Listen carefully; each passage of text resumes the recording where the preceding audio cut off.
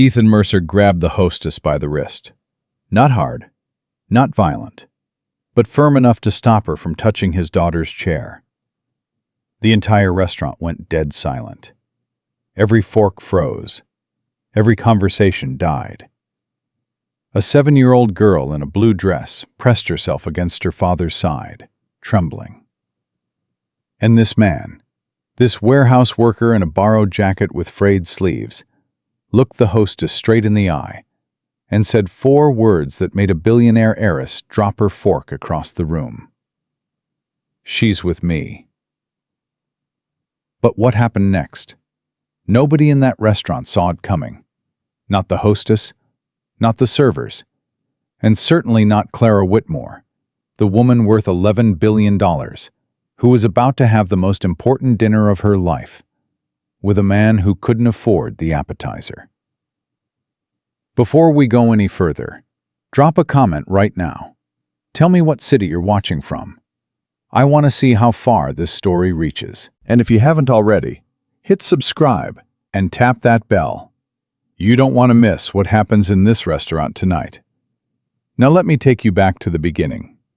6 hours earlier, Ethan Mercer sat on the edge of his bed, staring at $47 in his checking account. He picked up his phone, put it down, picked it up again.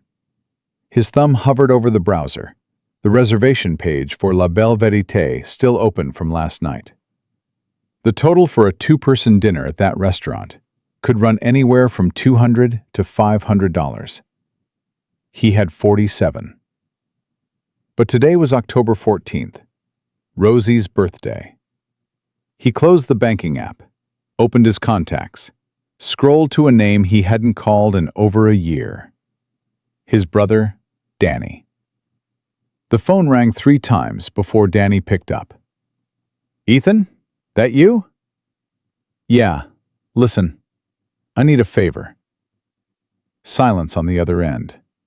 Ethan could hear a TV playing in the background, some football pregame show. Danny cleared his throat. "How much?" "200. I'll pay you back by the 15th. I got overtime coming." $200? For what? Ethan rubbed his forehead.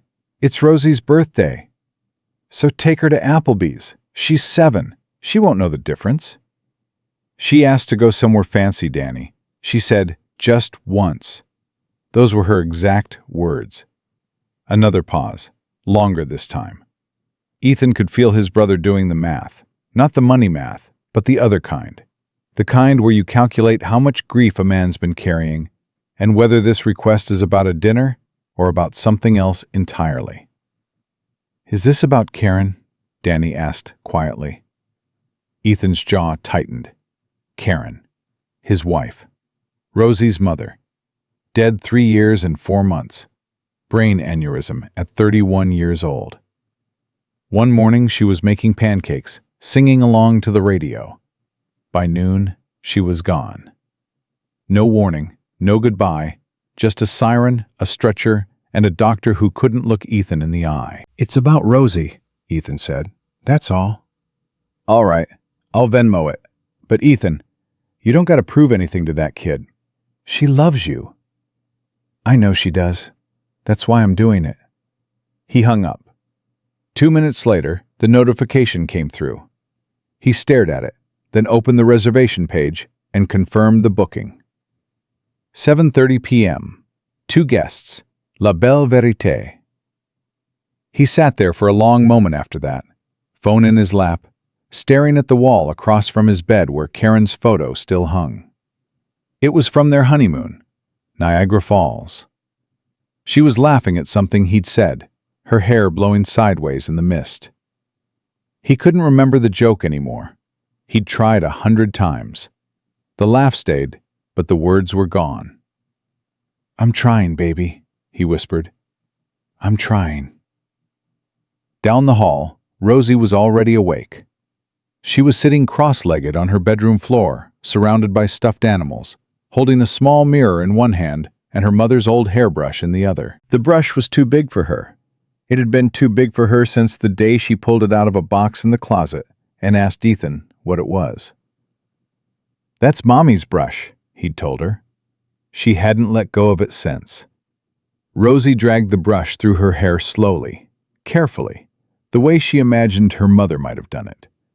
She didn't have many memories of Karen, just flashes.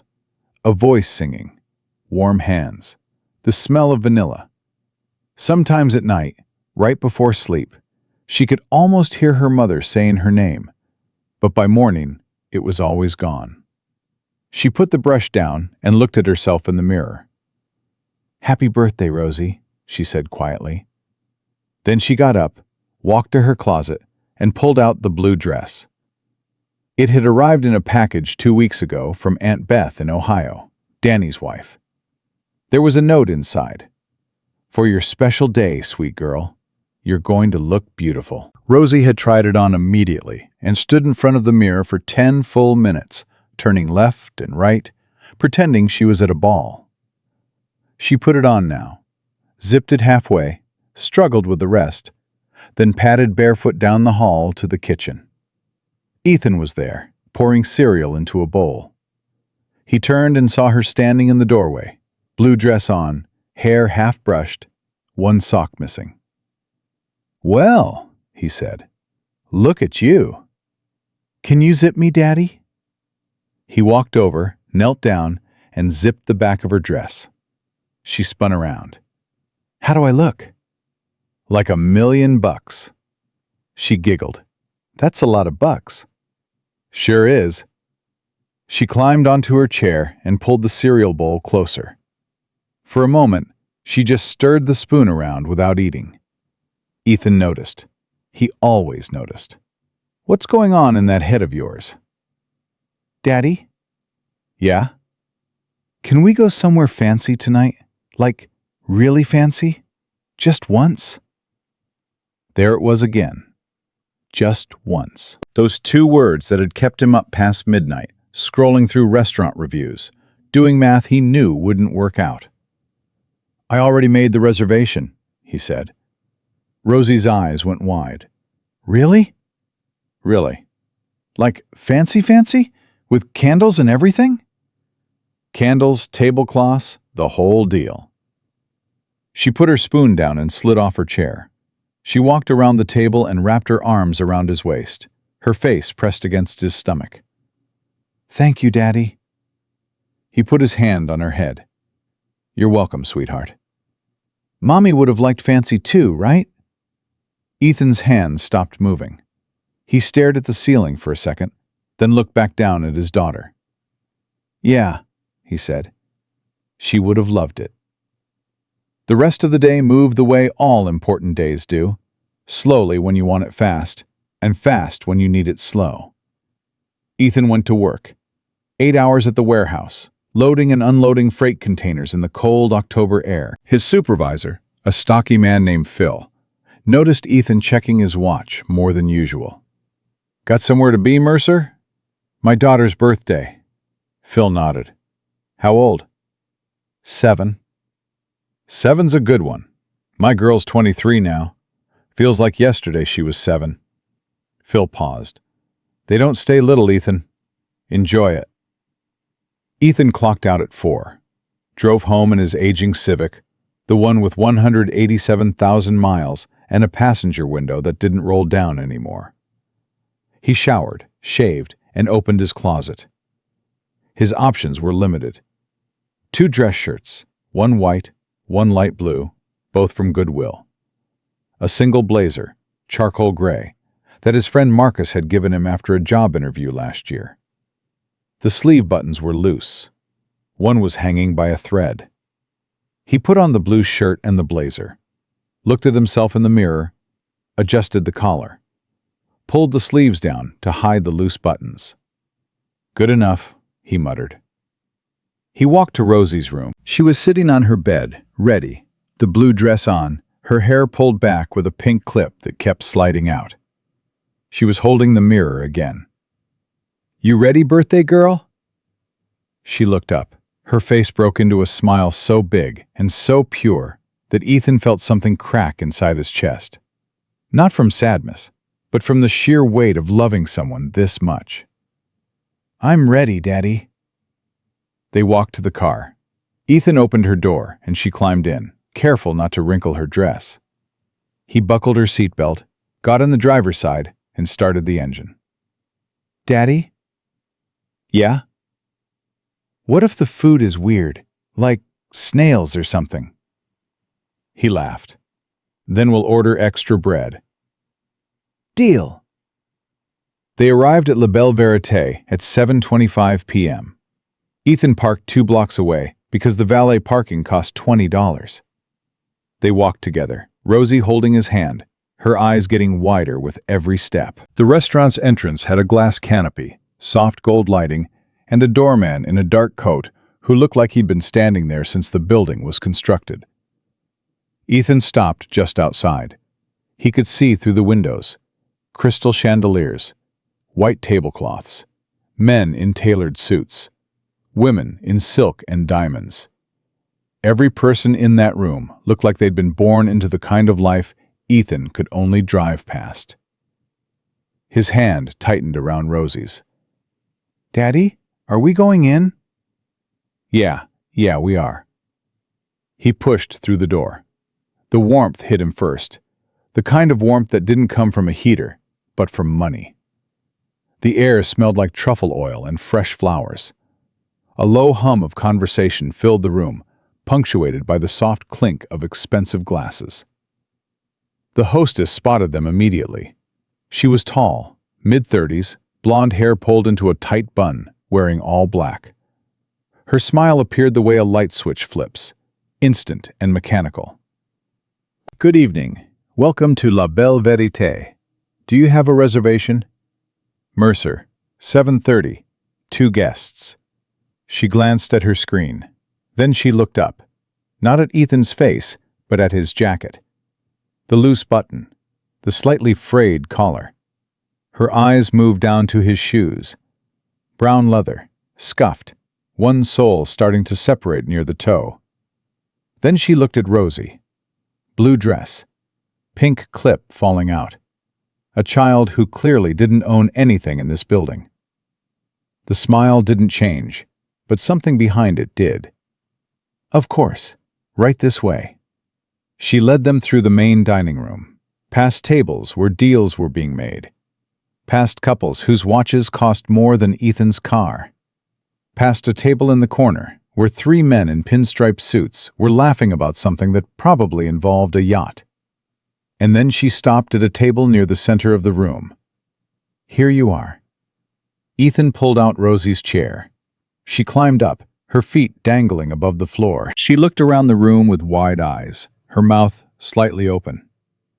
"Daddy," she whispered, "everyone looks so shiny." He smiled. "You're the shiniest one here." She grinned, and for a moment, everything was perfect. That's when Ethan noticed the woman at the next table. She was sitting alone. Cream-colored dress, simple but clearly expensive. Hair pulled back elegantly. She had a glass of wine in front of her that she hadn't touched, and a plate of food she'd barely looked at. She was staring at the center of the table like it owed her something. Ethan didn't know her, but the rest of the room did. Every server who passed her table adjusted their posture. The sommelier had visited her twice in 10 minutes. A man at a nearby table kept glancing over, nudging his wife, whispering. Even the hostess had checked on her before seating Ethan and Rosie. Clara Whitmore, 34 years old, only child of Richard and Eleanor Whitmore, heiress to Whitmore Capital, a private equity firm that managed over $40 billion in assets. She'd been on the cover of Forbes twice, profiled in the New York Times 3 times, and photographed at every gala from Manhattan to Monaco. But tonight, she looked tired. Not the kind of tired that sleep fixes, the kind that settles behind your eyes when you've been performing a version of yourself for so long that you've forgotten which one is real. Clara picked up her fork, set it back down, picked up her wine glass, set that down too. She exhaled slowly and turned her head toward the window. watching the streetlights blur through the rain that had just started to fall. She didn't see Ethan. She didn't see Rosie. Not yet. Rosie couldn't sit still. She touched the tablecloth. She tapped the crystal glass gently with her fingernail and giggled at the sound it made. She unfolded her napkin, folded it back, unfolded it again. She was vibrating with a kind of joy that only exists in children, the pure, unfiltered thrill of being somewhere new. "Daddy, look! There's 3 forks!" "Yep." "Why do they need 3 forks?" "Different courses." "What's a course?" "It's like chapters. Each chapter gets its own fork." "That's the silliest thing I've ever heard." Ethan laughed, a real laugh, the kind he didn't get to use very often anymore. The server arrived. Young guy, maybe 25, clearly new. He was nervous, fumbling with his notepad. "Good evening, my name is James. I'll be taking care of you tonight. Can I start you with something to drink?" "I'll have water, please," Ethan said. "And she'll have—" "Apple juice," Rosie declared. "In a fancy glass, please." James smiled. A real one. 1 apple juice in a fancy glass, coming right up. He left. Rosie leaned across the table. "Daddy, he was nice." He was. "Not everyone here is nice, though." Ethan looked at her. "What makes you say that?" "The lady who brought us here. She looked at your shoes." Ethan went still. 7 years old, and she caught that. 7 years old, and she already knew what that look meant. "Don't worry about her," he said. "I'm not worried. I just don't like when people are mean to you." "She wasn't mean, sweetheart. She was judging. Miss Rivera at school says we shouldn't judge people by what they wear." Ethan reached across the table and squeezed her hand. "Miss Rivera sounds like a smart lady." "She is. She also says I talk too much." "Well, nobody's perfect." Rosie giggled again, and the sound filled their small corner of the room like sunlight breaking through a window. 20 minutes passed. The food arrived, or at least the first course. Some kind of soup that Ethan couldn't pronounce, and Rosie eyed suspiciously. "What is it?" she whispered. "Try it." She dipped her spoon in, took a tiny sip, and her eyes went wide. "Daddy, this is the best soup I've ever had." "Better than my chicken noodle?" She hesitated. "Different best." Diplomatic answer. Smart girl. They ate. They talked. Rosie told him about school, about her best friend Maya, about the science project she was building with toilet paper rolls and glitter. Ethan listened to every word like it was the most important thing in the world. Because to him, it was. And for a little while, the restaurant didn't matter. The prices didn't matter. The people around them didn't matter. It was just a father and his daughter, sitting together, being happy. Then the server came back carrying a small plate with a single cupcake on it.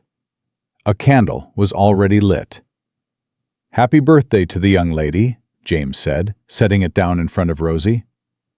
Her face lit up. She gasped. She clapped her hands together. And that's when it happened. Her right hand caught the edge of her spoon. It flew off the table, spun through the air, and clattered onto the marble floor with a sound that echoed through the entire restaurant like a gunshot in a library. Every head turned. Rosie froze. Her hands went to her mouth. Her eyes filled with instant panic. The kind of panic a child feels when they think they've just ruined everything. "I'm sorry," she whispered. "I didn't mean to." Ethan was already reaching down to pick it up. "Hey, it's okay. It's just a spoon. No big deal." But across the room, the hostess was already moving. She walked toward their table with the speed and precision of someone who'd been waiting for a reason. Her heels clicked against the marble floor. Sharp, deliberate, each step a verdict. She stopped at their table. That same smile, that same mechanical switch. "Sir," she said. Her voice was low, but in a room this quiet, low was loud enough. "I'm afraid there may have been a misunderstanding with your seating." Ethan looked up from the floor, spoon in hand. "Excuse me?" "This section," she gestured vaguely at the surrounding tables, "is typically reserved for our premium guests, our loyalty members. I believe there's a more suitable area near the back where you and your daughter might be more comfortable." She said more comfortable, the way people say, "bless your heart," with a smile that meant the opposite. Ethan set the spoon on the table. He straightened his back slowly. "I made a reservation," he said, "for this table. I can show you the confirmation." "I understand, sir, but sometimes your system seated us here 20 minutes ago." "Yes, and I apologize for the inconvenience, but there's no inconvenience. We're eating dinner." The hostess glanced at the tables around them. Two couples had stopped eating entirely. A man in a navy suit was watching with raised eyebrows. She leaned closer. "Sir, I'm trying to handle this discreetly." "Handle what?" "My daughter's eating a cupcake. She dropped a spoon. That's what you're handling?" Rosie's hand found Ethan's under the table. She squeezed hard. He could feel her trembling. "Daddy," she whispered. Her voice was barely audible. "It's okay. We can go. I don't mind." Ethan looked down at his daughter. 7 years old. Blue dress. Pink clip falling out of her hair. Birthday cupcake with a candle still burning in front of her. And she was offering to leave. Not because she wanted to, but because she didn't want her father to be embarrassed. Something moved inside Ethan's chest. Not anger. Something deeper. Something that had been building for 3 years. Every night he stayed up worrying about money. Every morning he packed her lunch with whatever they had left. Every time someone looked at him like he wasn't enough. He turned back to the hostess. He didn't raise his voice. He didn't stand up. He didn't clench his fists or make a scene. He just looked at her with the kind of calm that only comes from a man who has already survived the worst thing that can happen to a person. "She's with me," he said. 4 words. Quiet. Steady. Absolute. The hostess blinked. She opened her mouth to respond, but nothing came out. And 12 feet away, Clara Whitmore, who had been staring at her wineglass, lost in the fog of another meaningless evening, heard those words land in the silence like a stone dropped into still water. Her fork slipped from her fingers and hit the edge of her plate with a quiet clink. She turned her head, and for the first time that night, she saw them. A man in a borrowed jacket sitting tall. A little girl in a blue dress, holding her father's hand like it was the only safe thing in the world. Clara's breath caught in her throat. Because she recognized that girl. Not her face, not her name, but the look. The way her shoulders curled inward. The way her eyes darted around the room, searching for an exit. The way she made herself smaller, hoping that if she shrank enough, the bad moment would pass. Clara knew that look. She'd worn it her entire childhood. She stood up from her table. Her chair scraped against the marble floor, and the sound cut through the room like a blade. Every pair of eyes shifted to her. Clara Whitmore was standing, and she was walking toward the man with the borrowed jacket. Clara Whitmore's heels hit the marble floor 1 step at a time, and with each step, the room got quieter. She hadn't planned this. 5 minutes ago, she'd been sitting at her table, wishing she were anywhere else. Her apartment, her car, a gas station parking lot, anywhere that didn't require her to smile at strangers and pretend she was having a wonderful evening. She'd come tonight because her assistant, David, had told her she needed to be seen. "You skipped the last 3 events, Clara. People are starting to talk." So she came. She ordered food she didn't want. She sat alone at a table for 2, because the person who was supposed to join her, a venture capitalist named Roger something, had canceled 40 minutes before the reservation. That was fine. Clara was used to people canceling. She was used to people showing up, too. Neither version felt any different. Whether the chair across from her was empty or occupied, the loneliness was the same. But then she heard those 4 words. She's with me. And something inside her chest, something old, something she thought she'd buried a long time ago, cracked open. Now she was walking, past the tables, past the whispers, past the server who nearly dropped a tray when he saw her moving toward the center of the room. The hostess saw her coming and went pale. "Miss Whitmore." Clara didn't look at her. Not yet. She walked straight to Ethan's table and stopped. Ethan looked up at her. He didn't know who she was. He saw a woman in a cream-colored dress, standing alone, looking at him with an expression he couldn't read. His hand was still holding Rosie's under the table. "Can I help you?" he asked. Not rude, not cold, just cautious. The way a man gets when he's already been pushed once and is waiting to see if it's going to happen again. Clara looked at him for a long moment. Then she looked down at Rosie. The little girl's face was still tight with fear, her birthday cupcake sitting untouched, the candle burning down slowly, wax beginning to drip onto the plate. Clara turned to the hostess. "What's happening here?" she asked. The hostess straightened her shoulders. "Miss Whitmore, it's nothing. Just a minor seating adjustment. I was simply suggesting that this gentleman and his daughter might be more comfortable in our—" "More comfortable," Clara repeated. She said it slowly, letting each syllable land. "You mean further from the window? Further from the center? Further from anyone who might notice them?" The hostess's smile flickered. "That's not what I heard what you said." Clara's voice didn't rise. It didn't need to. "I've been sitting 12 feet away for the last 20 minutes. I heard every word." The hostess looked around the room, suddenly aware that every table was watching. She lowered her voice. "Miss Whitmore, I assure you this is standard protocol for—" "For what?" Clara cut in. "For a father bringing his daughter to dinner on her birthday? That's what you need protocol for?" Silence. The hostess opened her mouth, closed it, then opened it again. Nothing came out. Clara turned back to Ethan.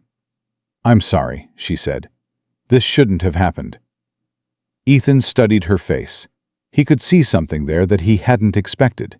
Not pity, not performance, but recognition. Like she understood something about this moment that went beyond what was on the surface. "You don't have to do this," he said quietly. "I know I don't. Then why are you?" Clara didn't answer right away. She looked at Rosie again. The little girl was staring up at her with wide eyes, the kind of eyes that haven't learned to hide what they're feeling yet. "Because someone should," Clara said. She pulled out the empty chair at their table and sat down. The hostess took a half step forward, then stopped. She didn't know what to do. Clara Whitmore, the Clara Whitmore, was sitting at a table with a warehouse worker and his 7-year-old daughter, and the entire dining room had gone so quiet you could hear the rain hitting the windows. Clara folded her hands on the table and looked at Rosie. "Is today really your birthday?" Rosie nodded slowly, still unsure. "How old are you?" 7. 7 is a great age. Do you know what I got for my 7th birthday? Rosie shook her head. "A pony." Rosie's mouth dropped open. "A real pony?" "A real pony. His name was Chester. He was brown and white, and he bit my nanny on the first day." Rosie let out a small laugh. It was the first sound she'd made since the spoon hit the floor. "Did you ride him?" Rosie asked. "Every single day that summer. He was terrible. He never went where I wanted him to go. He'd just stop in the middle of the trail and eat grass, and I'd sit there yelling at him, and he'd completely ignore me. Rosie laughed again, louder this time. That's a bad pony. The worst pony. But I loved him. Ethan watched this exchange without saying a word. He watched his daughter's face change, the fear draining out, color returning, her body slowly uncurling from the tight ball she'd pulled herself into. This woman, whoever she was doing something that no amount of money or status could buy. She was making a scared child feel safe. "I'm Ethan," he said, "and this is Rosie." "Clara," she extended her hand. He shook it. Her grip was firm, her palm smooth. She'd never loaded a freight container in her life. But the way she looked at him, level, direct, no trace of condescension, told him she wasn't doing this to feel good about herself. "Your daughter has good taste," Clara said. "That dress is beautiful." "My Aunt Beth sent it," Rosie said quickly, sitting up straighter now. "From Ohio. She said I'd look beautiful." She was right.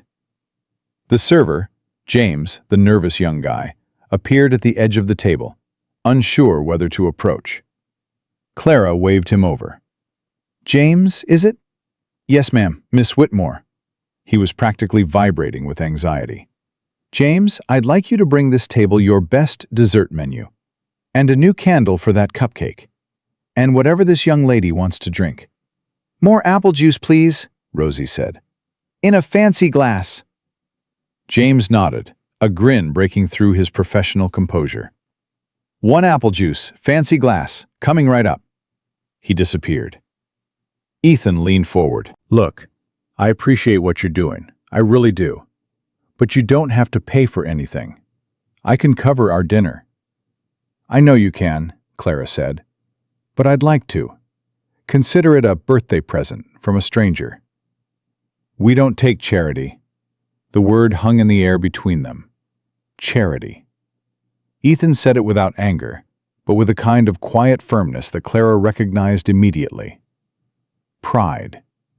Not the arrogant kind, the survival kind. The kind that gets you through the days when nothing else will. Clara leaned back in her chair. "My father used to say the same thing," she said. He'd say, "Whitmores don't take anything from anyone."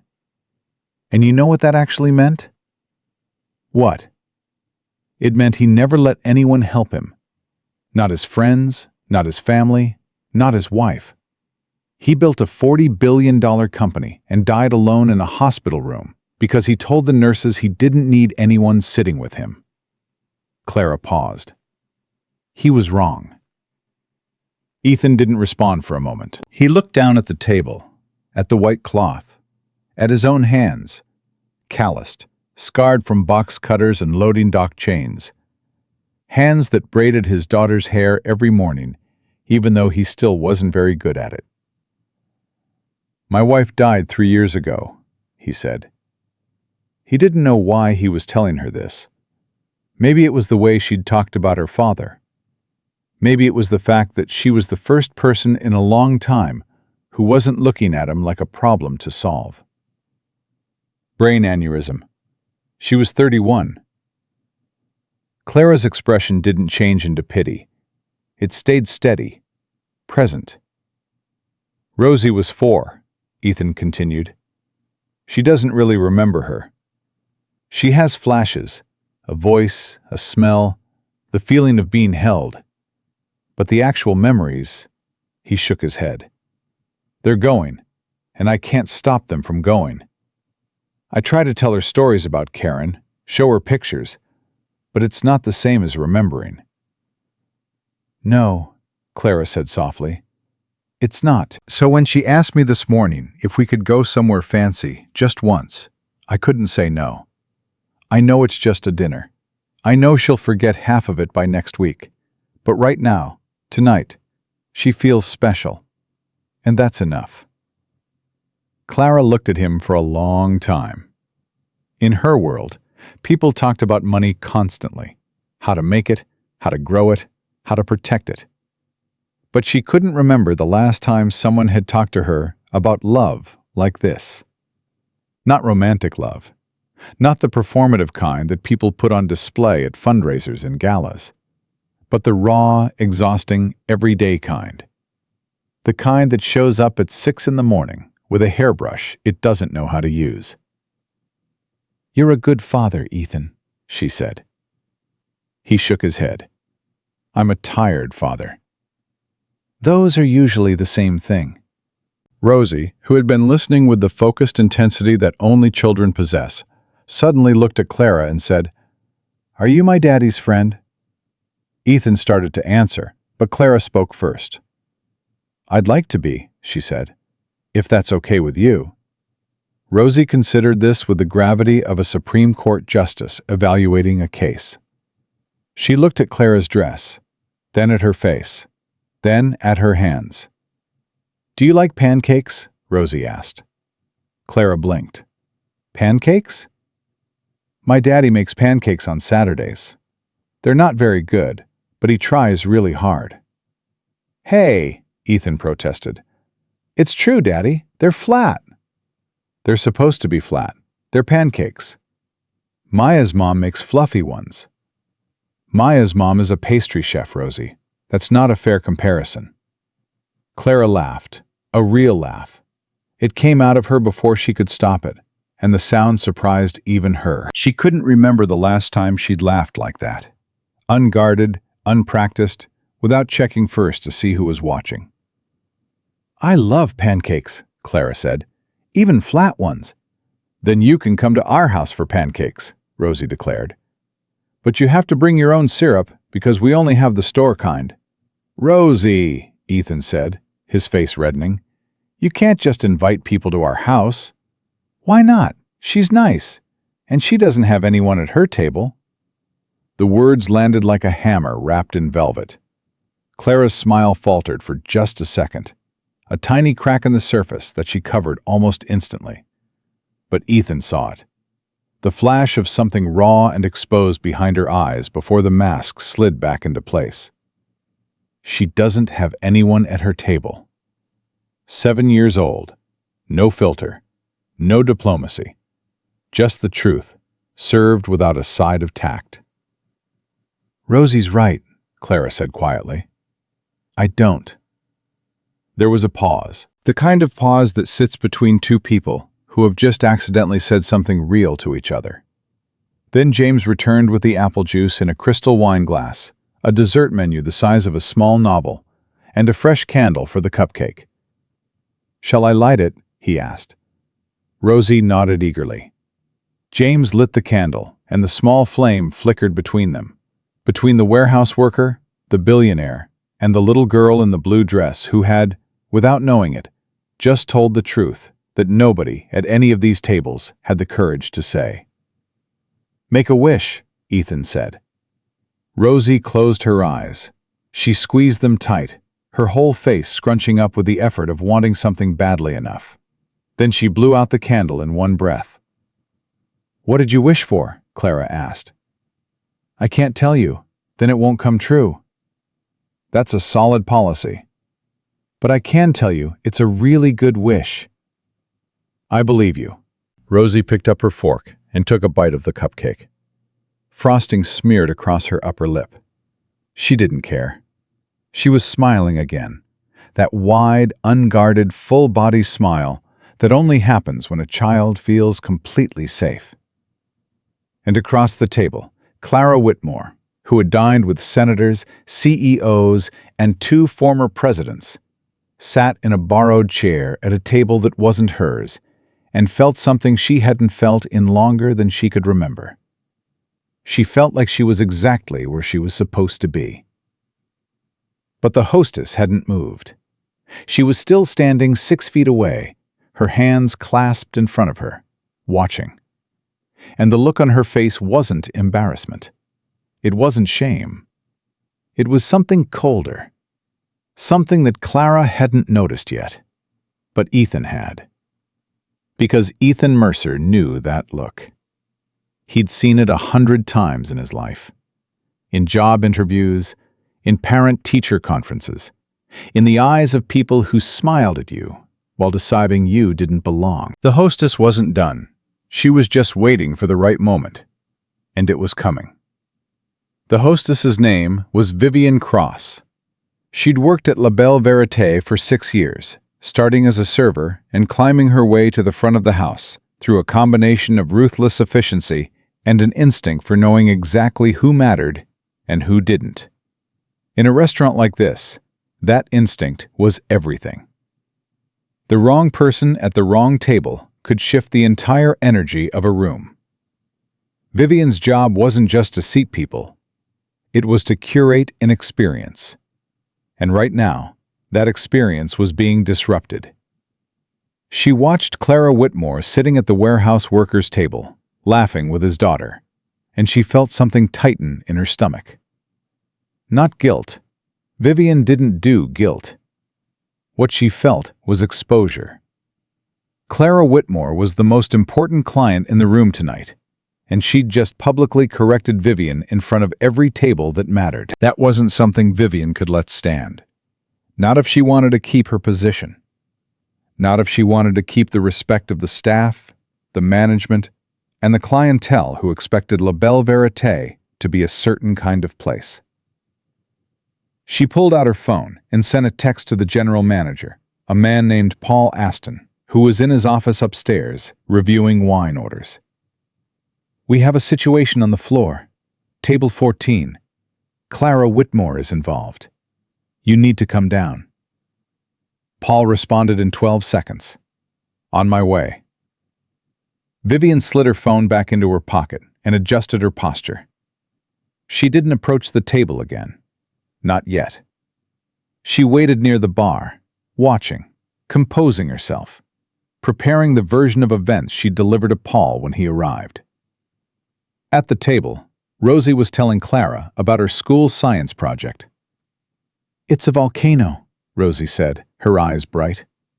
"But not a boring volcano. Mine has glitter in the lava." "Glitter lava," Clara said. "That's innovation." Maya said glitter is messy, but I said that's the whole point. If your volcano isn't messy, then it's not a real explosion. Maya sounds like she plays it safe. She does. She made a poster about butterflies. It was nice, but nobody went, "Whoa," when they saw it. My volcano made Tommy Chen jump back. "That's the mark of a great scientist," Clara said. "Making Tommy Chen jump back." Ethan was watching his daughter with the kind of quiet attention that Clara had started to notice. He wasn't checking his phone. He wasn't looking around the room. He wasn't performing fatherhood for an audience. He was simply present. Fully. Completely. As if the only thing in the universe that mattered was this 7-year-old girl and her glitter volcano. Clara had grown up with a father who was never present. Richard Whitmore had been in the room constantly, at the dinner table, at her recitals, at her graduations, but he was never actually there.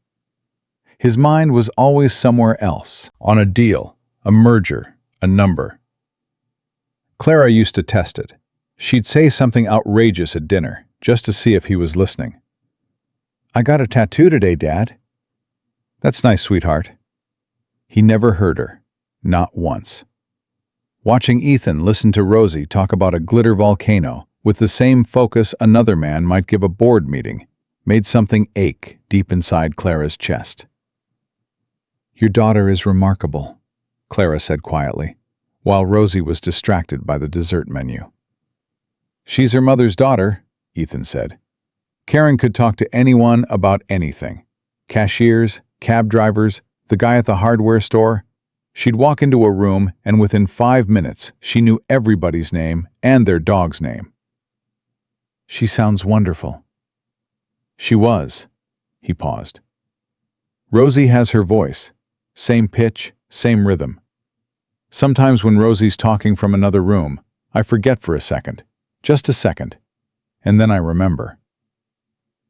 Clara didn't say she was sorry. She'd heard "I'm sorry" 1,000 times in her life. At her father's funeral, at charity events, from people who said the words because they didn't know what else to say. Sorry was easy. Sorry cost nothing. Instead, she just nodded. And in that nod, Ethan felt something he hadn't expected. Understanding without performance. "Daddy," Rosie said, looking up from the menu, "what's a creme brulee?" "It's like pudding, but fancier. They burn the top with a little torch." "They set it on fire?" "Just the sugar." "I want that. I want the fire pudding." "Then fire pudding it is." Clara raised her hand, and James appeared instantly. "One creme brulee for the birthday girl, please. And James, could you ask the kitchen to do the torch tableside? I think she'd enjoy seeing it." "Absolutely, Miss Whitmore." James left, and Rosie grabbed Ethan's arm. "They're going to light it on fire at the table, Daddy. At the table." "I heard."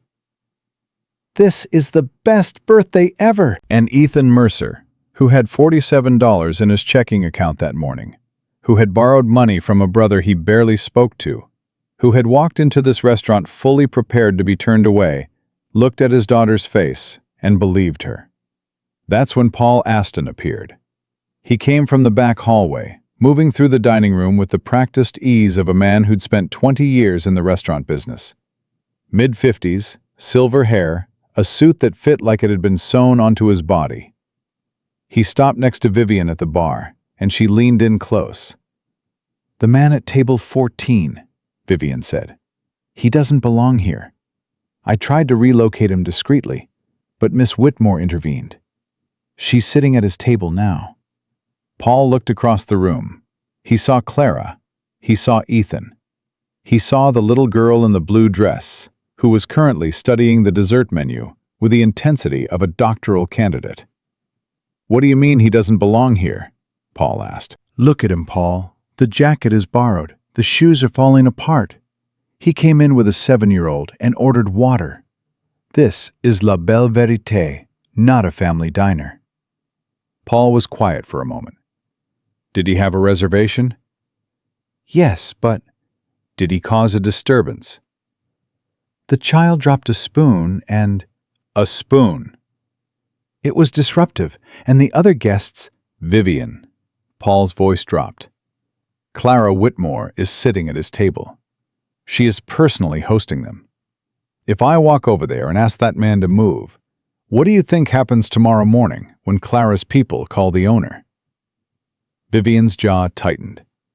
"So we just let anyone walk in here and—" "He has a reservation. He's eating dinner with his daughter. And right now, the most powerful woman in this room has decided he belongs exactly where he is. So yes, Vivian, we let him eat." Vivian stared at Paul. Something flashed in her eyes. Not acceptance, but calculation. She was regrouping, not retreating. "Fine," she said. "But this isn't over." "It is for tonight," Paul replied. He walked back toward the hallway without looking at the table again. Vivian stood alone at the bar. She picked up a glass of water, took a sip, and set it down. Her hands were steady. Her expression was neutral, but behind her eyes a decision was forming. If she couldn't move the man, she'd make sure he never came back. She walked to the server's station and found James refilling a water pitcher. "James." He looked up. "Yes?" "Table 14. When the bill comes, make sure the gentleman sees the full total before Miss Whitmore's card is applied. Every item, every course. Let him see exactly what this meal costs." James frowned. "Why would I? Because I'm telling you to. And because if you want to keep working Friday and Saturday nights, you'll do what I ask." James looked at her for a long moment. He was 25 years old, 3 months into this job, carrying student loans that felt like an anchor around his neck. He needed the weekend shifts. He needed the tips. He needed this job. "Okay," he said quietly. Vivian patted his shoulder. "Good." She walked away, and James stood there holding the water pitcher, staring at the floor. He thought about the little girl in the blue dress who'd asked for apple juice in a fancy glass. He thought about the way she'd said please without being prompted. The way she'd giggled when he brought it in a crystal wine glass. The way she'd looked at him like he was part of the magic of the evening. He set the pitcher down and took a breath. At the table, the creme brulee had arrived. A chef came out from the kitchen carrying a small butane torch. Rosie watched with her mouth open as he ignited the flame, held it over the sugar-topped custard, and began to caramelize the surface. The sugar bubbled and crackled, turning from white to gold to deep amber. "Oh my gosh," Rosie breathed. "Oh my gosh, Daddy, it's actually on fire." "Told you." "This is the most amazing thing I've ever seen in my whole life." The chef smiled, finished the torchwork, and presented the dish with a slight bow. "For the birthday princess." Rosie looked up at him with an expression of pure reverence. "Thank you. You're a fire artist." The chef laughed and walked away. Clara caught Ethan's eye across the table, and they shared a look. The kind that passes between two adults who are both watching a child experience wonder and recognizing what a rare and fragile thing that is. Rosie picked up her spoon. She tapped the caramelized sugar surface, heard it crack, and gasped. "Daddy, it's crunchy on top and soft underneath." "That's the whole idea." "Why don't we make this at home?" "Because I don't own a blowtorch." "Can we get one?" "Absolutely not." "Clara," Rosie said, turning to her new ally, "tell him we need a blowtorch." Clara raised her hands. "I'm not getting in the middle of a blowtorch negotiation." "Smart woman," Ethan said. Rosie took her first bite and closed her eyes. She didn't speak for a full 5 seconds, which, for Rosie, was an eternity. "Daddy," she said finally, "I think this is what heaven tastes like." Ethan reached across the table and wiped a speck of caramel from her cheek. "Then I'm glad you got to try it." "Mommy would have liked this," Rosie said. The table went quiet. Not awkward quiet, reverent quiet. The kind of silence that appears when someone says something true and nobody wants to cover it up with noise. "Yeah, baby," Ethan said. She would have loved it. Clara looked down at her hands. She thought about her own mother, Eleanor, who was still alive, but might as well have been a ghost. Eleanor Whitmore lived in a penthouse in Manhattan, surrounded by art and silence. She called Clara once a month, always on the first Sunday, always at exactly 2 o'clock, and the conversations never lasted more than 7 minutes. They talked about weather, schedules, and charity events. They never talked about anything real. Clara sometimes wondered if her mother loved her, or simply maintained her, the way you maintain a property, necessary, routine, devoid of warmth. "Can I ask you something?" Clara said to Ethan. "Sure." "How do you do it? Alone?" Ethan leaned back in his chair. "You don't do it alone. That's the lie. People say single dad, like it means you're doing it by yourself. But that's not true. There's Rosie's teachers. There's my brother, even though he drives me crazy. There's the lady at the grocery store who always gives Rosie a free cookie from the bakery. There's Karen's mom, who calls every Sunday to read Rosie a bedtime story over the phone." He paused. "You do it with help. You just have to be willing to take it." He looked at Clara when he said that last part. She heard it. She knew he meant it for her, too. "I'm not very good at taking help," she said. "I noticed. What gave it away? You're sitting at a stranger's table on a Tuesday night, buying dinner for people you've never met, and you still look like the loneliest person in the room." Clara went still. Her breath caught, and for a moment, the mask, the one she'd worn for so long that she'd forgotten it was there, slipped. Not all the way. Just enough for Ethan to see what was underneath. Not a billionaire, not an heiress, not a name on a magazine cover. Just a woman. 34 years old, sitting in a restaurant full of people who knew her net worth, but not her middle name. "I'm sorry," Ethan said. "That was too much." "No," Clara said. Her voice was thick. "That was the most honest thing anyone said to me in years." Rosie, who had been focused on excavating every last molecule of creme brulee from the ramekin, looked up and noticed Clara's eyes were shiny. "Are you sad?" Rosie asked. Clara blinked. "No, sweetheart, I'm not sad." "You look a little sad." "Sometimes people's eyes get wet when they're feeling something big. It doesn't always mean sad." Rosie thought about this. "Like when Daddy watches my school play and his eyes get wet, but he says it's allergies?" Ethan groaned. "Rosie." "It's true, Daddy. You cried when I played the tree." "You were a very moving tree." Clara laughed, and this time the laugh came with tears. Just one or two, sliding down her cheek before she caught them with the back of her hand. She laughed and cried at the same time, and she couldn't remember the last time she'd done both in the same moment. "I played a tree once," Clara said, wiping her eyes. "In 4th grade. My mother sent the nanny to watch." "That's sad," Rosie said, with the blunt honesty of a child who doesn't know how to soften the truth. "It was," Clara agreed. "But you know what? I was a great tree. I bet you were. I had leaves and everything. Did you sway in the wind?" "I swayed so hard they had to tell me to stop." Rosie grinned. "We would have been the best trees in the forest. The absolute best." And right there, in the middle of the most expensive restaurant in Cleveland, a billionaire and a 7-year-old girl bonded over the shared experience of playing trees in school plays.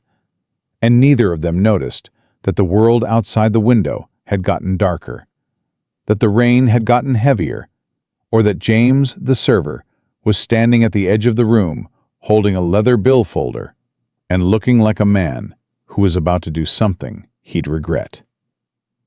He walked toward the table slowly. Each step felt heavy. He could feel Vivian watching him from across the room, her eyes sharp, tracking his movement. He stopped at the table and cleared his throat. "Excuse me. I have the itemized bill whenever you're ready." He placed the leather folder on the table, positioning it directly in front of Ethan. Not in front of Clara. In front of Ethan. Then he opened it, as Vivian had instructed, so the full total was visible. Ethan looked down. The number hit him like a fist to the chest. $412. 2 appetizers, 2 entrees, the creme brulee, the apple juice, a bread service charge he hadn't known existed, and a 17% automatic gratuity. $412.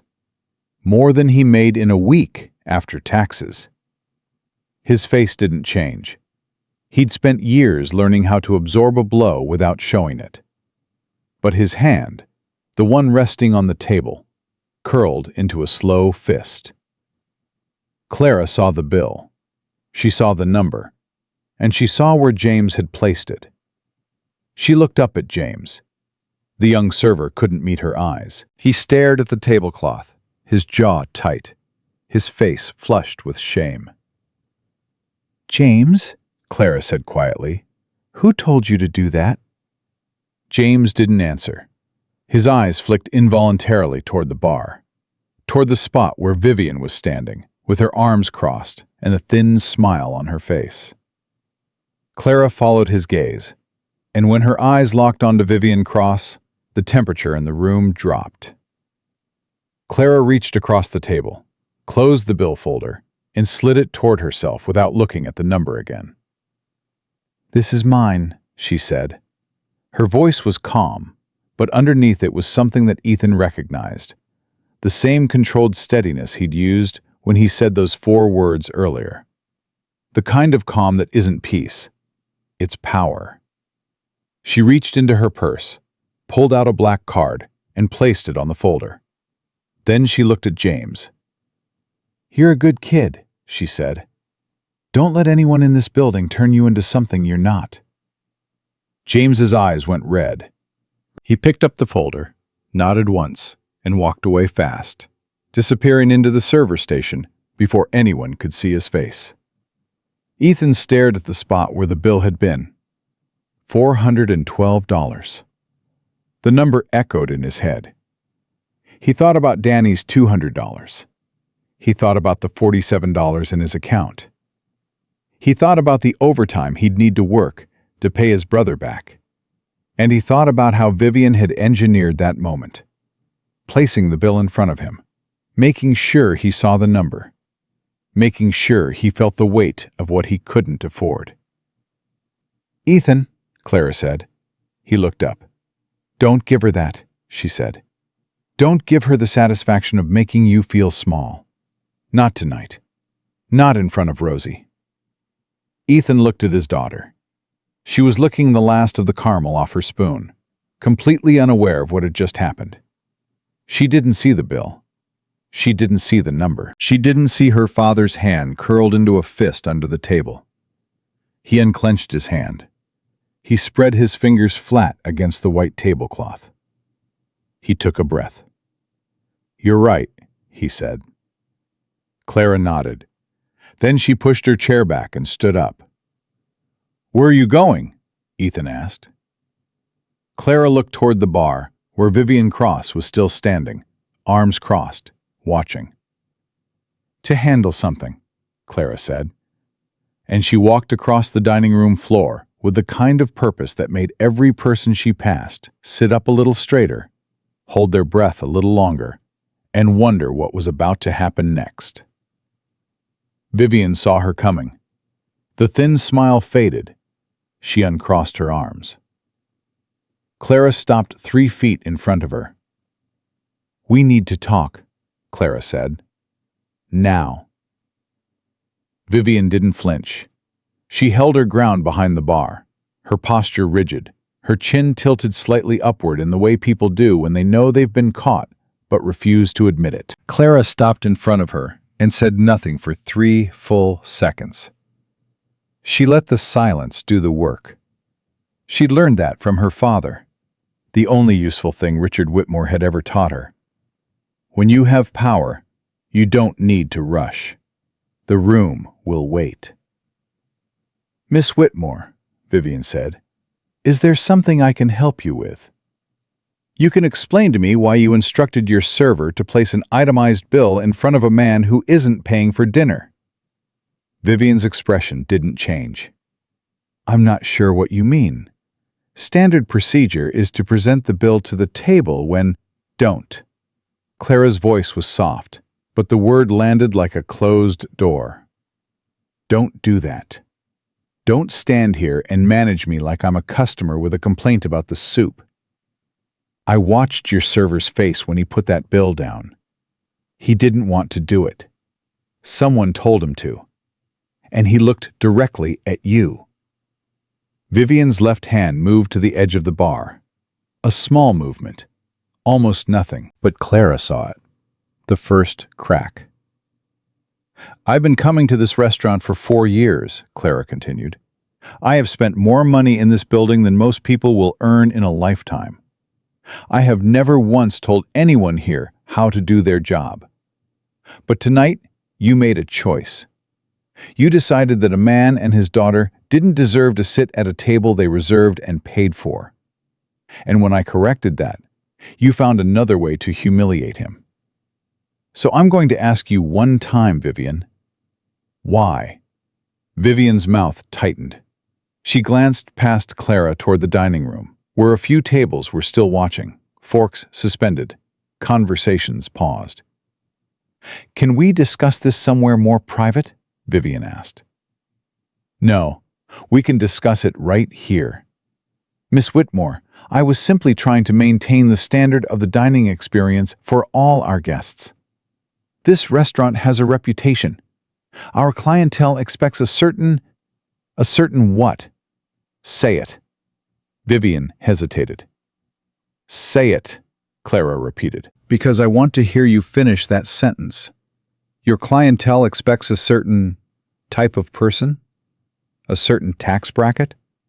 A certain pair of shoes? That's not what I meant. Then what did you mean? Because from where I was sitting, you took one look at that man's jacket and decided he didn't belong. You took one look at his daughter, a 7-year-old girl, on her birthday, and decided she was a problem. And when a spoon hit the floor, you treated it like a violation. Vivian's composure cracked further. Her voice dropped to barely above a whisper. You don't understand how this works. I have regulars who spend $5,000 a night at these tables. If they see someone who clearly can't afford to be here, they start asking questions. They start going to other restaurants.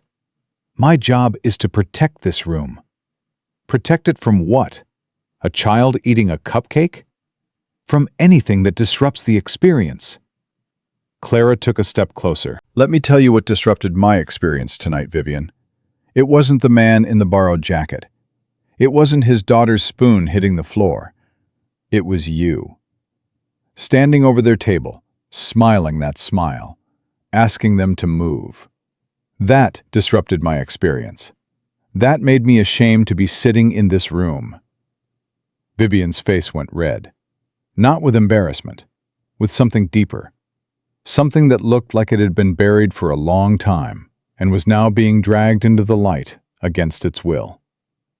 You don't know what it's like, Vivian said. Her voice shook. You walk in here, and everyone falls over themselves to serve you. You've never had to fight for a seat at any table in your life. I have. I grew up with nothing. I worked my way into this job. I earned my place here. And every single day, I have to prove that I belong, that I'm good enough, that I know the difference between people who fit and people who don't. Because if I don't, someone replaces me.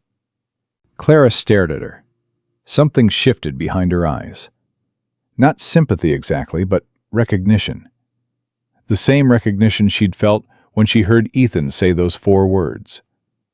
So you became the gatekeeper, Clara said quietly. You climbed out of one box and spent the rest of your life putting other people into the box you escaped from. Vivian opened her mouth, closed it. Her hand on the bar was trembling now. I'm not going to get you fired, Clara said. That's not why I'm standing here. I'm standing here because that little girl over there is going to remember tonight for the rest of her life. And I need you to understand that. She's not going to remember the food. She's not going to remember the tablecloths, or the crystal glasses, or the creme brulee, although she'll probably remember the blowtorch. She's going to remember how she felt. She's going to remember whether the world was kind to her tonight, or whether it wasn't. And right now, you still have a chance to be part of the version she remembers. Vivian looked toward the table. Ethan was leaning down, listening to something Rosie was saying, his hand resting gently on the back of her chair. The little girl was gesturing with both hands, telling some elaborate story, her blue dress slightly wrinkled now, the pink clip barely hanging on. She looks like my niece, Vivian said. The words came out before she could stop them. Quiet. Unguarded. She blinked, as if surprised by her own voice. Then treat her the way you'd want someone to treat your niece, Clara said. Vivian didn't respond. She stood behind the bar, staring at the table, and Clara could see something happening behind her eyes. A war between the person she'd built herself into and the person she used to be. Clara knew that war. She'd fought it herself for years. The version of you that survives isn't always the version of you that's kind. Clara turned and walked back toward the table. She was halfway there when she heard footsteps behind her. She didn't turn around, but she slowed her pace just slightly. Vivian followed her across the dining room. Every table tracked their movement. The room was holding its breath again, the way it had when Clara first stood up, the way it had when Ethan said those 4 words. Clara reached the table and sat down. Ethan looked up at her, reading her face, trying to gauge what had happened. "Everything okay?" he asked. "It will be," Clara said. Vivian stopped at the edge of the table. She stood there for a moment, and Ethan felt his shoulders tense. His hand moved instinctively toward Rosie, the protective reflex that had become second nature since the day Karen died. But Vivian wasn't looking at Ethan. She was looking at Rosie. "Excuse me," Vivian said. Her voice was different now, stripped of the rehearsed smoothness. Smaller. "I understand it's your birthday." Rosie looked up, and Ethan watched his daughter's face carefully. Children have a radar that adults lose over time, an ability to sense whether a person's words match what they're actually feeling. Rosie studied Vivian the way she'd studied Clara earlier, with that focused, unblinking assessment. "I'm 7, Rosie said. "7 is wonderful," Vivian said. She paused, swallowed. "I'd like to offer you something special. On behalf of the restaurant. If that's all right with your father." She looked at Ethan. He held her gaze for a long moment. He could see the effort this was costing her. The way her jaw was tight. The way her hands were clasped so hard her knuckles had gone white. This wasn't easy for her. And maybe that's what made him decide. "That's up to Rosie," he said. Rosie tilted her head. "What kind of something special?" "Well," Vivian said, "we have a dessert that's not on the menu. The chef only makes it for very special occasions. It's a chocolate soufflé."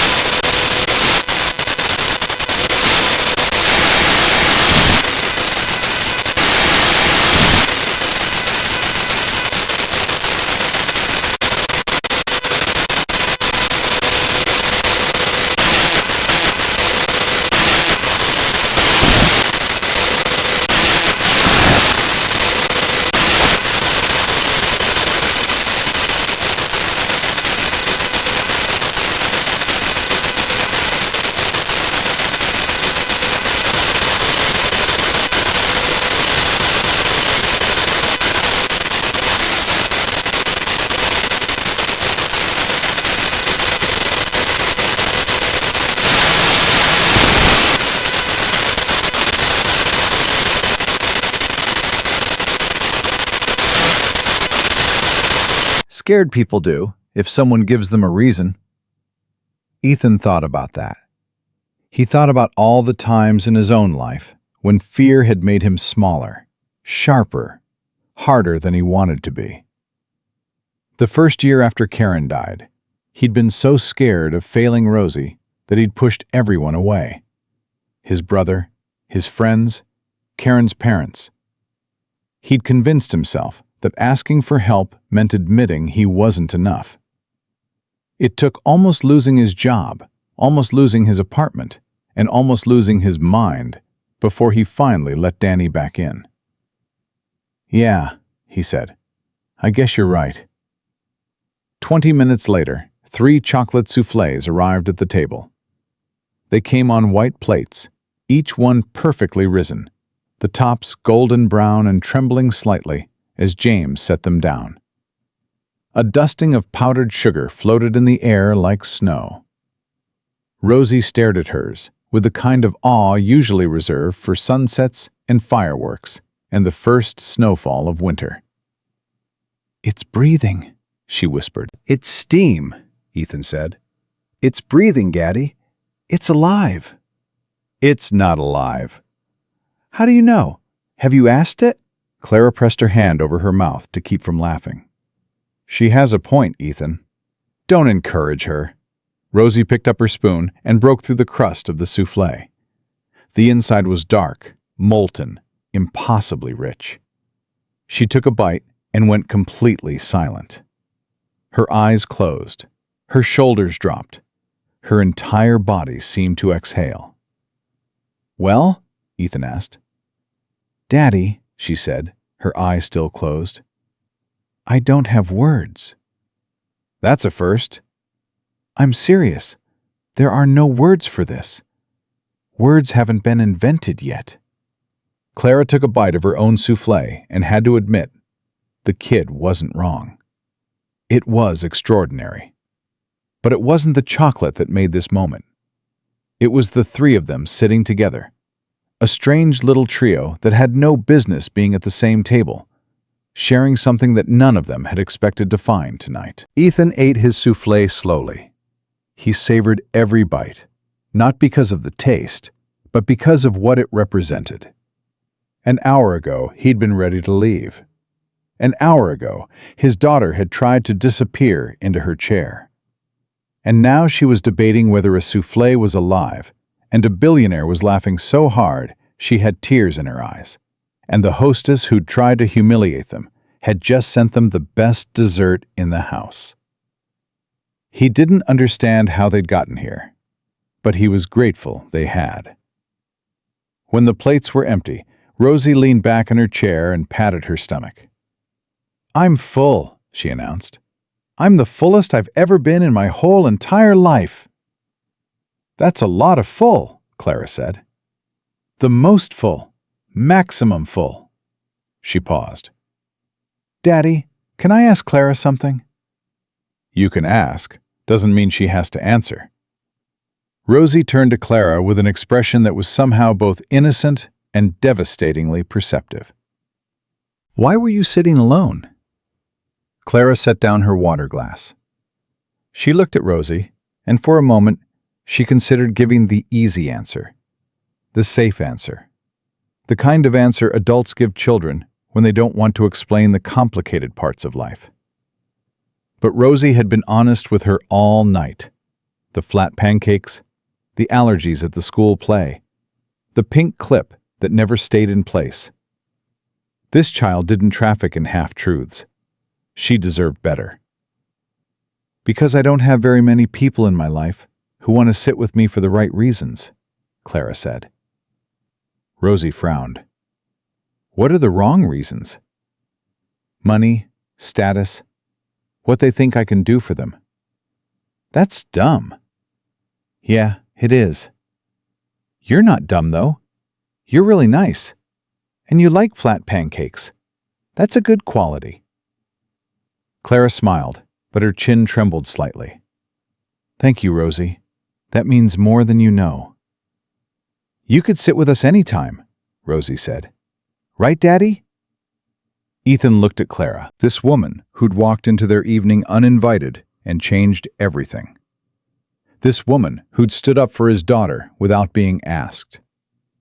This woman who'd confronted the hostess, covered the bill, and sat at their table, not because she pitied them, but because she needed them just as much as they needed her. "Right," he said. "Anytime." Clara reached into her purse. She pulled out a business card, cream-colored, heavy stock, her name embossed in dark blue. She slid it across the table to Ethan. "I know you said tonight was enough," she said, "and I respect that.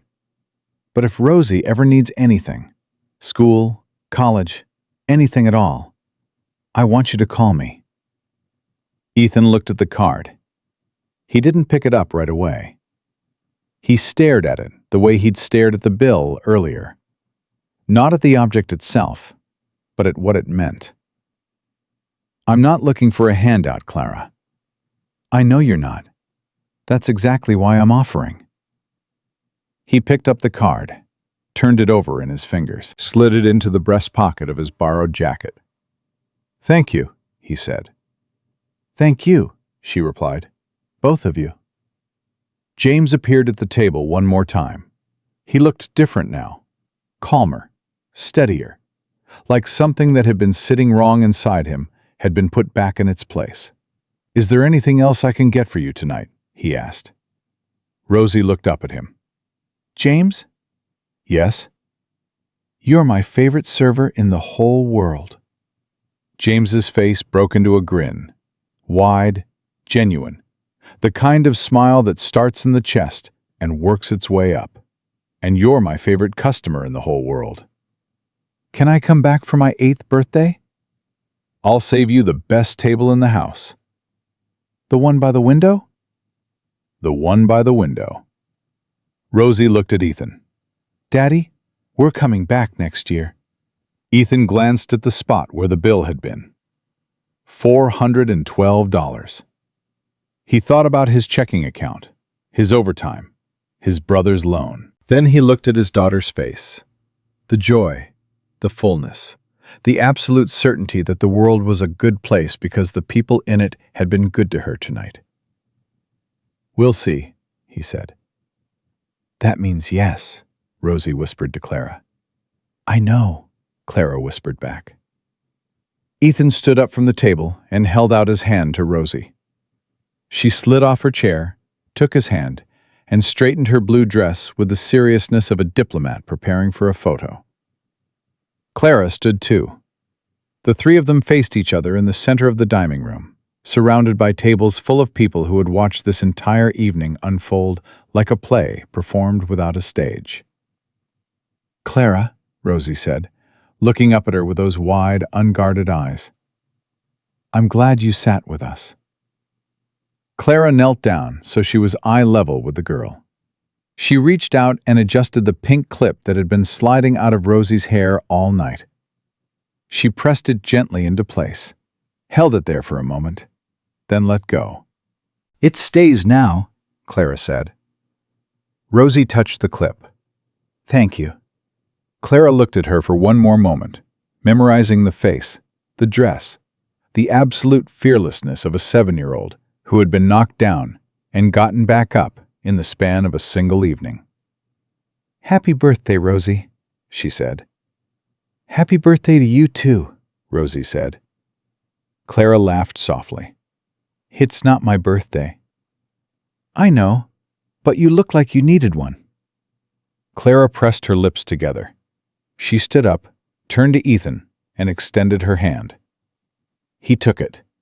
They shook once, firm and steady, and in that handshake was everything neither of them could say out loud.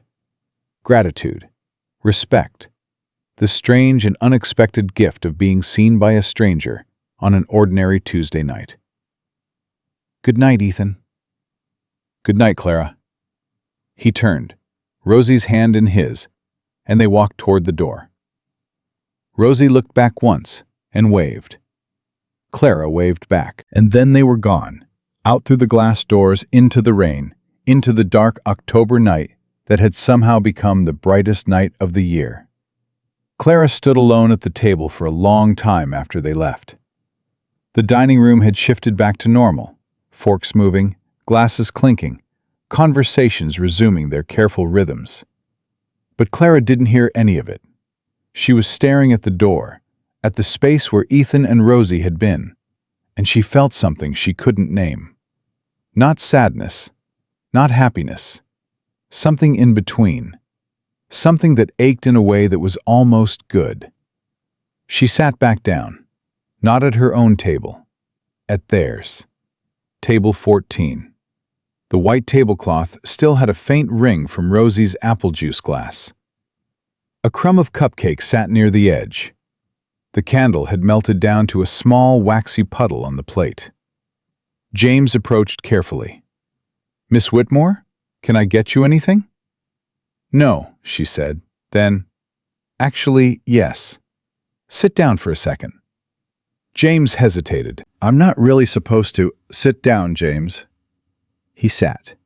He folded his hands on the table the way a student sits in the principal's office. Upright, nervous, bracing for whatever comes next. "I owe you an apology," Clara said. James blinked. "You? Why?" "Because I told you not to let anyone in this building turn you into something you're not. But I should have said more. I should have asked if you were okay." James looked down at his hands. "I'm fine." "You're not fine. You did something tonight that you didn't want to do, and it's sitting in your chest right now like a rock. I know because I've done the same thing 100 times.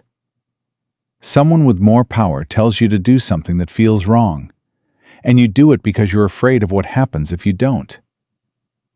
James didn't respond.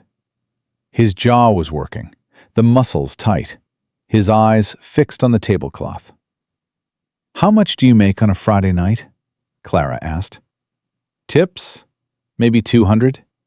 250 on a good night?" And that's why you did it. "Yes.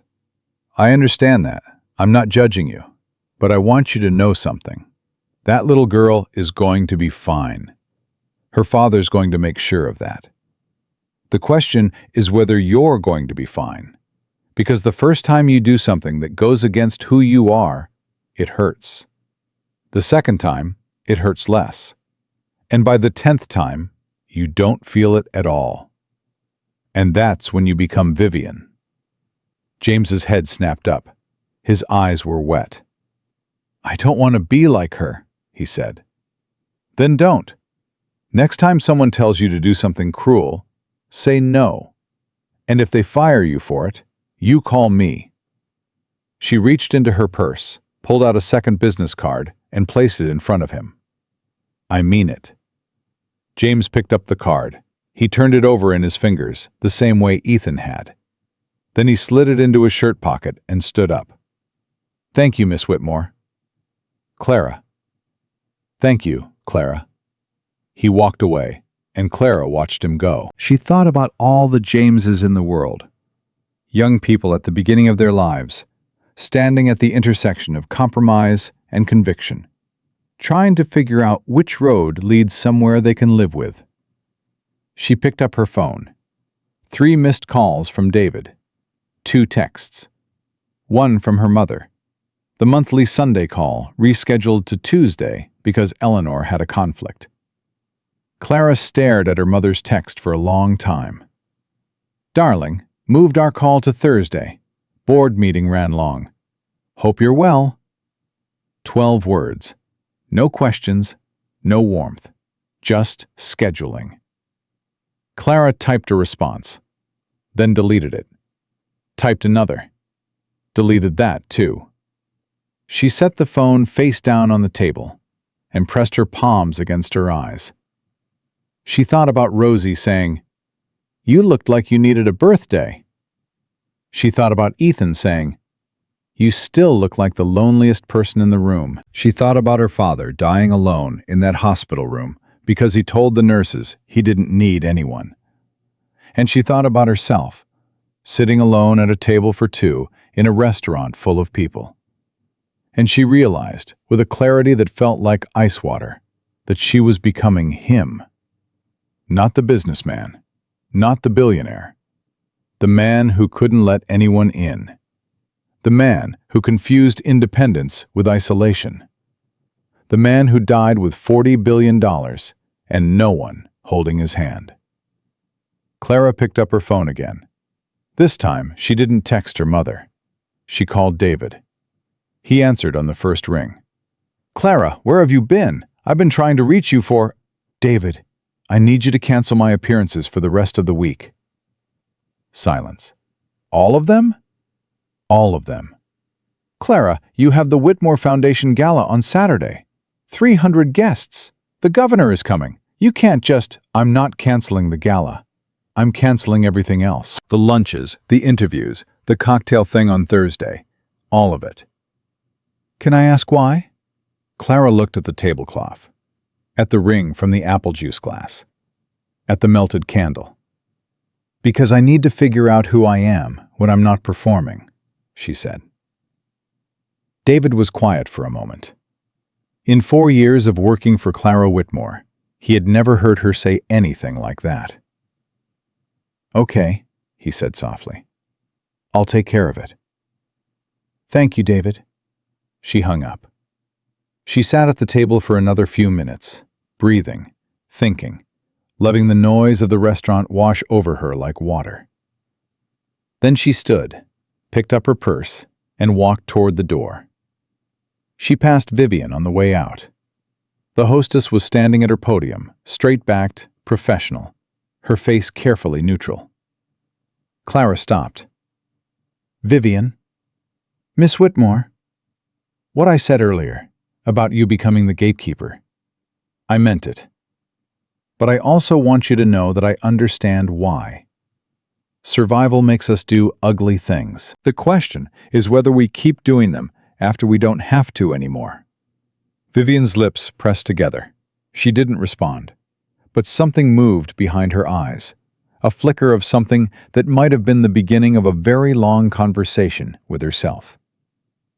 Clara walked out into the rain. She stood under the glass canopy for a moment, the cold October air sharp against her face, and she felt something she hadn't felt in years. Awake. Not the caffeine kind, the real kind. The kind where the world suddenly looks different because you're different. And you're different because someone showed you a version of life that you'd forgotten existed. She pulled out her phone and ordered her car. While she waited, she looked down the street in the direction Ethan and Rosie had walked.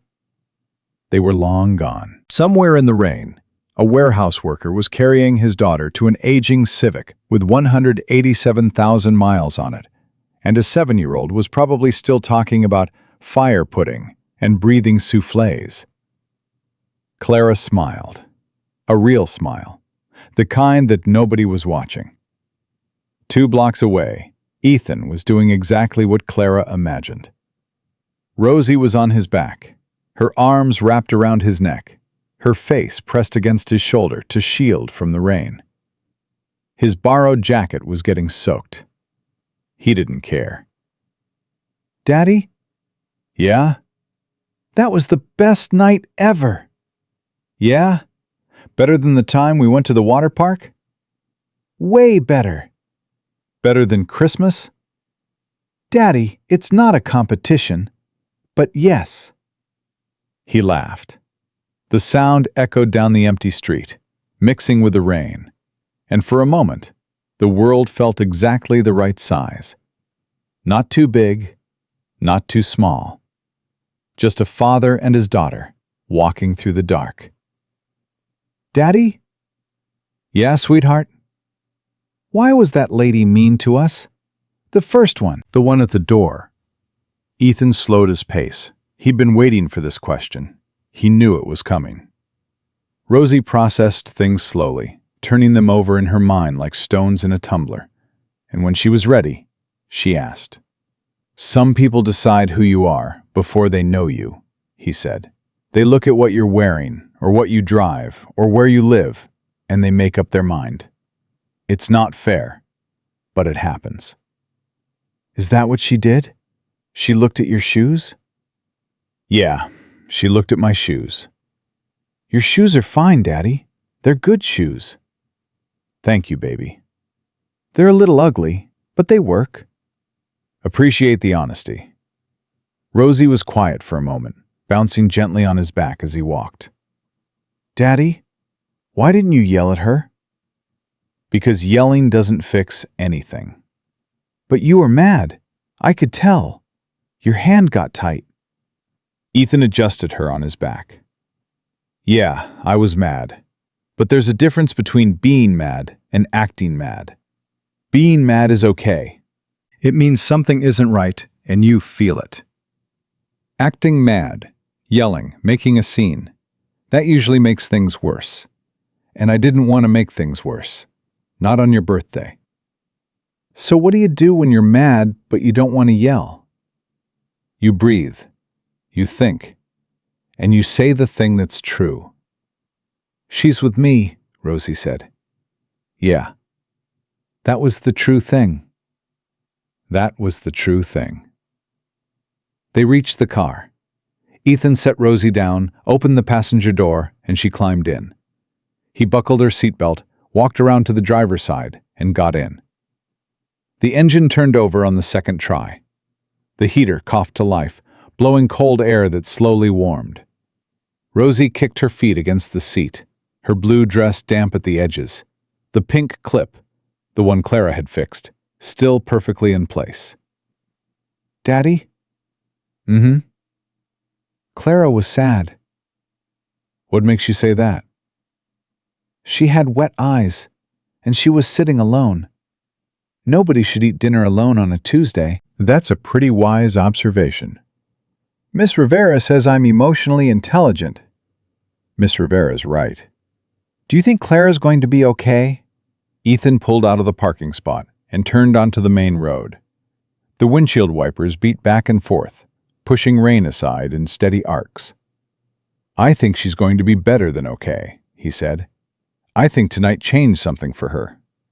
It changed something for me, too. Yeah? What's that? I know what I want to be when I grow up. Tell me. I want to be the kind of person who stands up, like you did, and like Clara did. I want to be the person who says, she stays, when someone's trying to make someone leave. Ethan's grip tightened on the steering wheel. Not from anger this time. From something that pressed against the inside of his chest so hard he thought it might break through. Pride.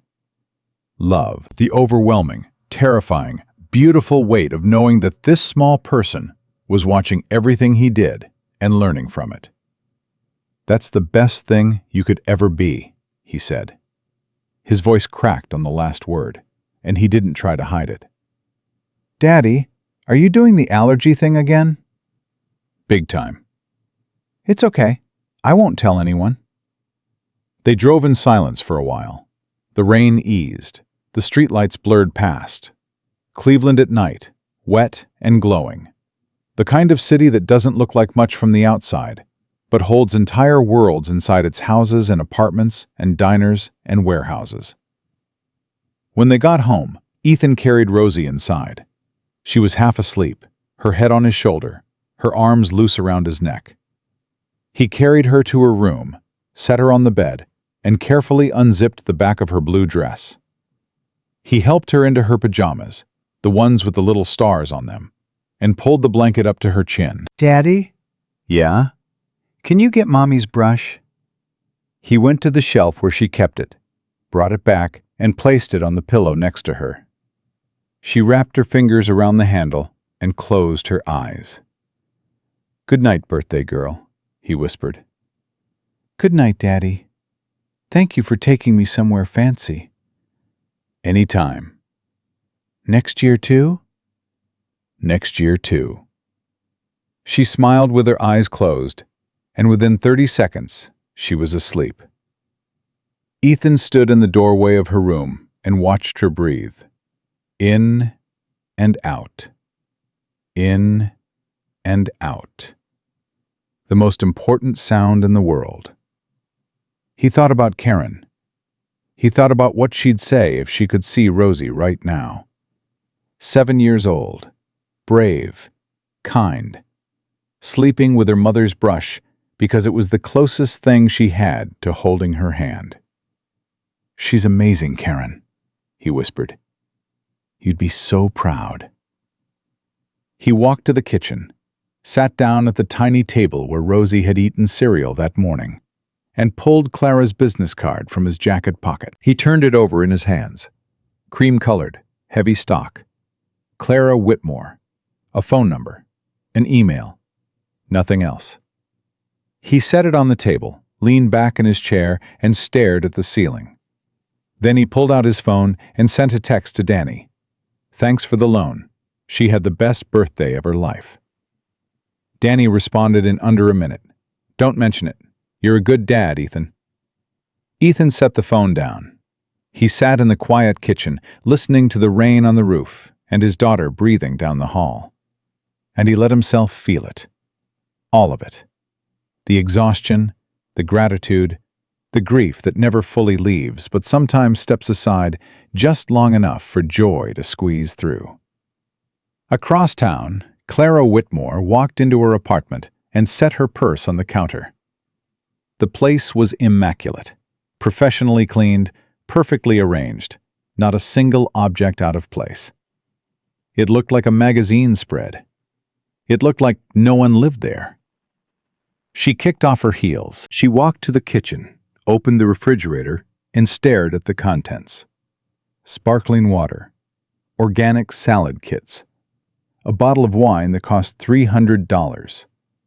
She closed the refrigerator and opened a cabinet. In the back, behind the imported tea and the artisanal honey, was a box of pancake mix. She'd bought it months ago on impulse during a grocery run that her assistant usually handled. She didn't know why she'd bought it. She didn't even own a griddle. She pulled it out, set it on the counter, and stared at it. Then she picked up her phone, scrolled to the new contact she'd added, Ethan Mercer, table 14, and typed a message.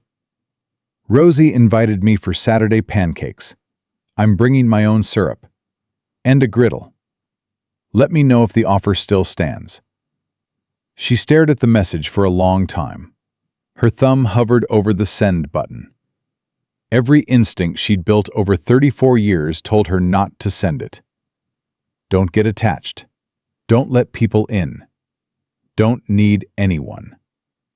She hit send. 3 minutes passed. Then 5. Then 7. Clara set the phone on the counter and told herself it didn't matter. He was probably asleep. He was probably busy. He probably thought she was ridiculous.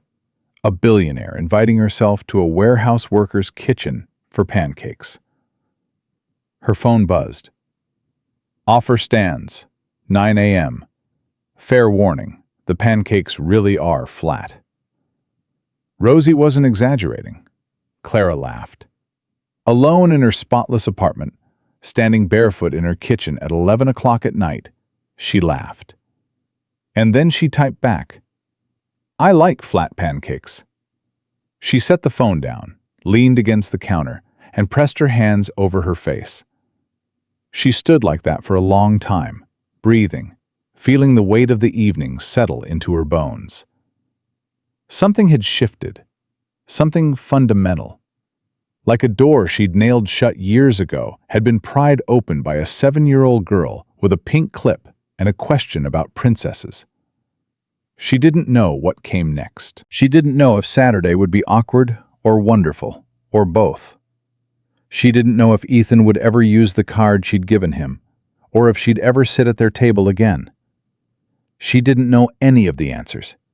But for the first time in as long as she could remember, she was willing to find out. And in a small apartment across town, Ethan Mercer put his phone on the nightstand, pulled the blanket over his shoulders, and closed his eyes. He thought about the 4 words he'd said in that restaurant, the 4 words that had started everything. She's with me. He'd said them about Rosie, about his daughter, about the only person in the world who made waking up at 5 in the morning worth it. But lying there in the dark, listening to the rain, he realized those words meant more than he'd intended. They were about Rosie, yes, but they were also about Karen, who was still with him in every braided ponytail and bedtime story. They were about Clara, who had stood up for a stranger because she recognized something in a little girl's frightened eyes. They were about James, who had done the wrong thing and then found the courage to feel the weight of it. They were even about Vivian, who somewhere tonight was sitting with the uncomfortable truth that kindness and cruelty are choices, not circumstances. She's with me. 3 words and a contraction, the simplest sentence in the English language. But when a man says them about his daughter, in a room full of people who want her gone, they become something else entirely. They become a declaration, a boundary, a line drawn in the sand that says, this is where I stand, and I'm not moving. And if the world has a problem with that, then the world can sit back down. And sometimes, just sometimes, the world does sit back down, and a billionaire stands up, and a hostess brings a soufflé, and a server finds his conscience, and a little girl in a blue dress blows out a candle and makes a wish that she won't tell anyone. Not because she's superstitious, but because the wish already came true. She wished for a fancy dinner with her daddy, and she got so much more. Because kindness is not a grand gesture. It's not a donation or a headline or a name on a building. Kindness is 4 words spoken calmly in a room full of silence. Kindness is standing up when everyone else stays seated. Kindness is a pink clip pressed gently into place by a stranger's hand. Kindness is flat pancakes on a Saturday morning with the door open and the syrup on the table and a chair pulled out for someone who almost forgot what it feels like to be welcome. That's all it takes. 4 words, 1 choice, and the courage to say them out loud. She's with me.